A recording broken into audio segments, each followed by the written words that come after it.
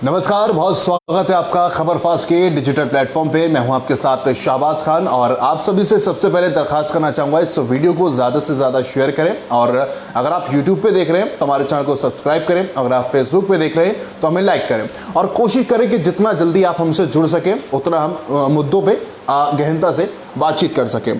तो आज दरअसल हम बात करने जा रहे हैं, वैसे तो चर्चा में है विधानसभा चुनाव के बारे में, लोकसभा चुनाव के बारे में, और अब इस साल की अगर बात करते हैं तो इस साल 9 राज्यों में चुनाव होने वाले हैं और खासतौर पर हम बात करेंगे मध्य प्रदेश के बारे में, छत्तीसगढ़ के बारे में, कर्नाटक के बारे में। तो क्या कुछ जो है सर्कमस्टेंस बन रहे हैं, क्या कुछ स्थितियां परिस्थितियां बन रही हैं, छत्तीसगढ़ की बात करते हैं, मध्य प्रदेश की बात करते हैं, क्या कुछ यहां पर कांग्रेस के हालात है, बीजेपी के हालात है।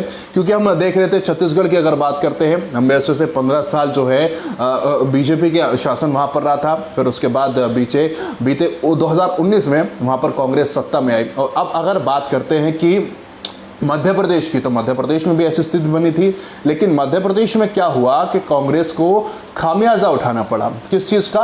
गुटबाजी का। क्योंकि ज्योतिरादित्य सिंधिया के और कमलनाथ के जो संबंध थे वो दरअसल अनबन इन दोनों के दरमियान देखी जा रही थी, जिसका खामियाजा उठाना पड़ा।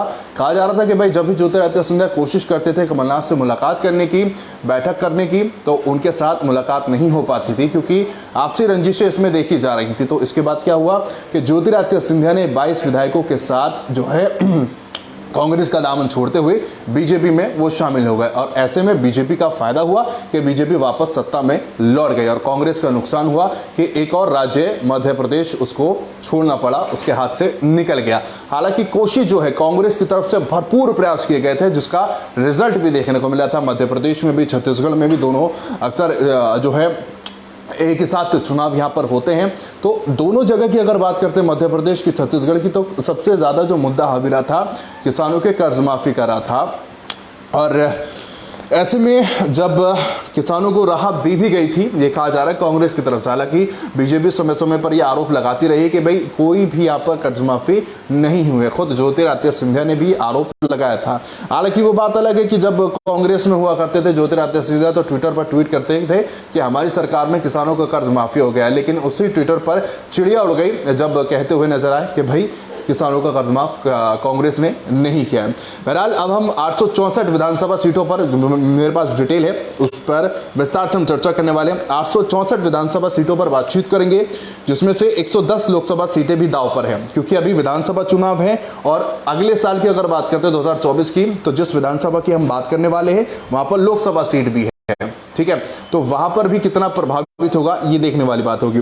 तो राजस्थान की बात करेंगे, एमपी की बात करेंगे, कर्नाटक की भी बात करेंगे। तो मध्य प्रदेश, राजस्थान, छत्तीसगढ़, कर्नाटक, तेलंगाना में इस साल चुनाव होने और मध्य प्रदेश, कर्नाटक में बीजेपी सत्ता में है। ठीक है, जैसे कि मैंने आपको स्टार्टिंग में बताया कि कांग्रेस सत्ता में आई थी, लेकिन उसका खामियाजा उठाना पड़ा गुटबाजी का। हालांकि राहुल गांधी कह रहे हैं कि भाई हमने भारत जोड़ो यात्रा जरूर निकाली जिससे एकजुटता दिखाई दे रही, लेकिन ऐसी तस्वीर देखने को कहीं कहीं मिल रही है। क्योंकि हरियाणा की बात करते हैं, हरियाणा में भी तल्ख तेवर देखने को मिलते रहते हैं। जो है शैलजा की अगर बात करते हैं, शैलजा कुमारी की, तो उन्होंने में हाल ही में बयान दिया था कि भाई संगठन में कहीं ना कहीं कमी है। जो ग्राउंड जीरो पर कार्यकर्ताओं की बात करते हैं उनमें नाराजगी देखी जाती है।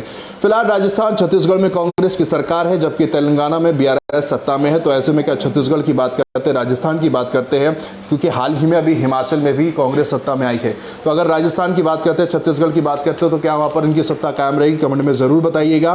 तो 2024 के आम चुनावों के नज़रिए से देखें तो यहाँ पर जो है चारों सीटों की अगर बात करते हैं, चारों राज्यों की बात करते हैं, तो 110 लोकसभा सीटें आती हैं।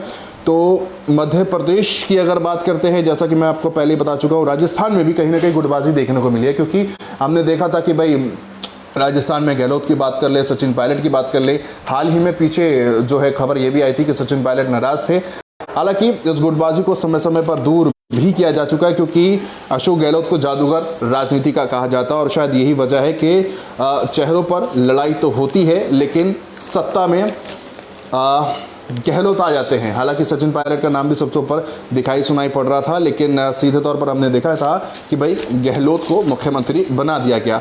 तो छत्तीसगढ़ में इस बार की अगर बात करते हैं तो किसानों के कर्ज माफी का जिक्र तो किया जा रहा है, लेकिन अभी जो है बीजेपी किस तरीके से यहाँ पर लड़ सकते हैं, अपने आप में सोचने वाली बात है। क्योंकि बीजेपी के पास रमन सिंह के अलावा कोई ऐसा चेहरा नहीं था जिस के चेहरे पर वो लड़े। तो कहा जा रहा है कि भाई प्रधानमंत्री नरेंद्र मोदी के चेहरे पर जो है छत्तीसगढ़ में लड़ सकते हैं। हालांकि मध्य प्रदेश में तो जो है शिवराज सिंह चौहान है ही, लेकिन छत्तीसगढ़ में एक बड़ी चुनौती बीजेपी के लिए हो सकती है।